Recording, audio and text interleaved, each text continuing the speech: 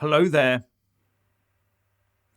If he's successful and becomes Prime Minister, Rishi Sunak intends to go all authoritarian and put the UK on a crisis footing.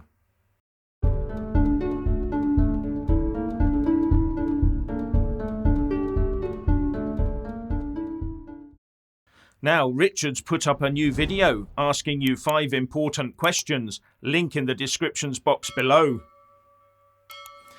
Rishi Sunak intends over the coming days to lay out 5 emergencies before us that prove why the country must be taken into some sort of crisis or emergency mode to deal with them. And be in no doubt, to do that would take massively intrusive and authoritarian legislation.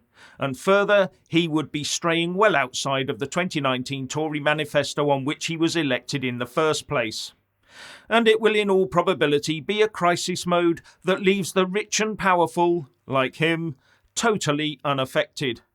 Or even more likely, it leaves them soaking up even more money and power, just like it has in the last 3 years or so of just dealing with one crisis. But it appears to me that he intends to brush all that aside with a massive Project Fear to make us all believe that we need to be placed under extremely harsh rules in order to save ourselves. Using a smile, but with a concerned look on his face, he will lead us along a convoluted path that inevitably ends up with the introduction of draconian laws. I pledged at the start of this campaign to tell it to you straight, and that's exactly what I'm doing. Because a return to business as usual won't cut it. The same old promises won't cut it. People may not want to hear it, but they need to hear it. So my government will be unlike any other you have seen before. From day one, we will move on to a crisis footing and focus relentlessly on 5 massive emergencies facing our country. And predictably, he started with the National Health Service crisis and promises to deal with the massive backlogs, saying it was all the fault of the pandemic and nothing to do with government, failing to point out that it was the government that he was a part of that did all the locking down, etc.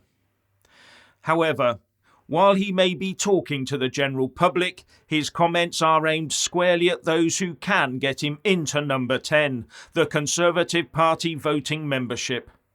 Whether or not they live in the UK or have the right to vote here, they can still vote in the leadership election and influence the outcome. And yes, there are such voting Tory members. But on the way to doing this, he will have to distance himself from his involvement in the previous government. Otherwise, people will inevitably ask him why he helped to get us into these 5 crises simultaneously in the first place. Now, dealing with crises and emergencies always soaks up oodles and oodles of dosh. Always. So expect taxes to go up. And remember, Rishi has already said the tax take will remain high for now, but will be reduced at some time in the future. While our national debt has now reached some 2.6 trillion quid, and the interest costs for servicing that debt is growing. For example, index-linked gilts.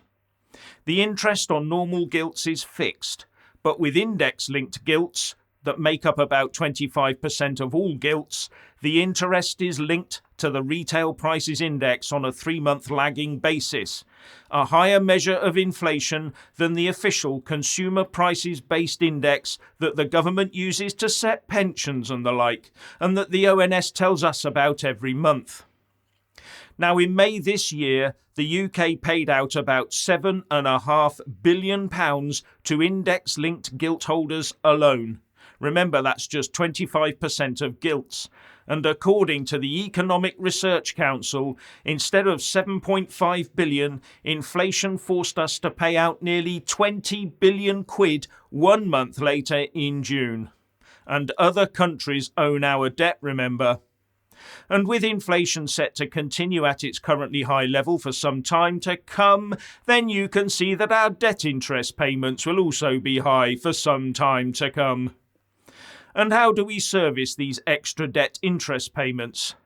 Well, either by borrowing yet more money and pushing those debt repayments up still higher, or by taxing everyone into penury, or by printing money, something that would inevitably fuel inflation, so pushing those debt payments up even further, or by slashing public services to ease the burden, and Rishi hasn't talked much about that as far as I know.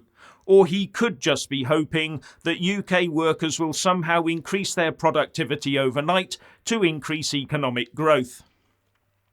So which way do you think Rishi is signalling for our future?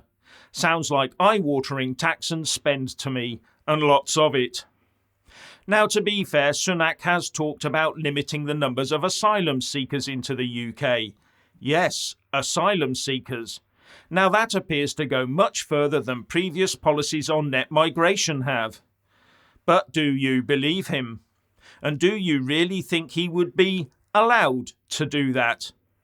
But he could always do what everyone else does and say, I tried to do it, but the Westminster blob brought my plans down.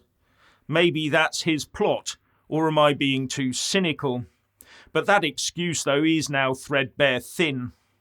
But talk like that will increase the share prices of rubber dinghy manufacturers. Because it's the pull factors that need to be addressed, things like hotels, houses and money.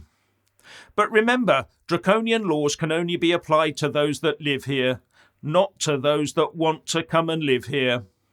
You only need to look around you to see that. It's staring us in the face every day.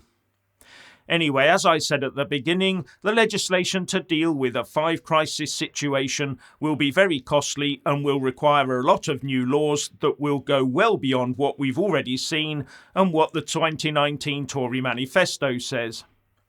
And the only people voting for Rishi to enforce such measures are Tory party members, and as I said, whether or not they live here or can vote here.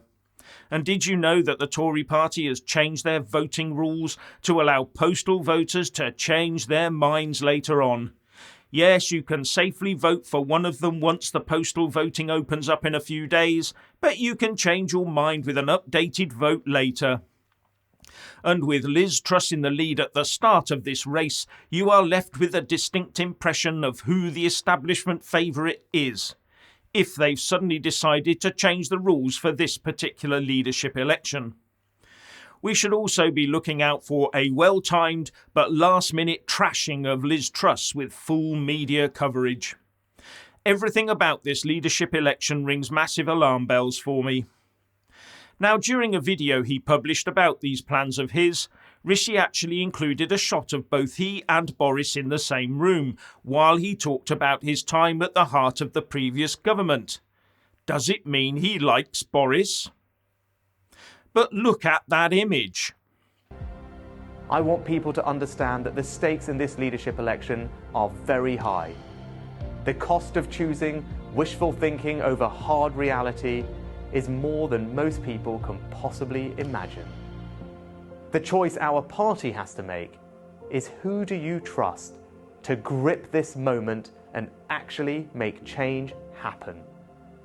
I was at the heart of the government's response to COVID. I organised the furlough scheme that other people said was impossible.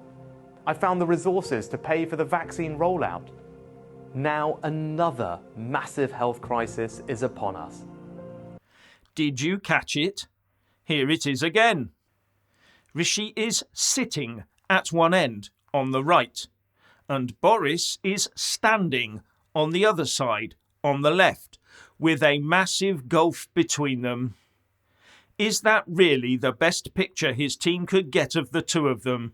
I very much doubt that. Or is it some form of pictorial programming? Some sort of message that Rishi is nothing like Boris and is not associated with anything Boris did? You get the idea. I'll leave you to be the judge on that one. But at the end of the day, I get bad vibes from this and wonder where it's really coming from.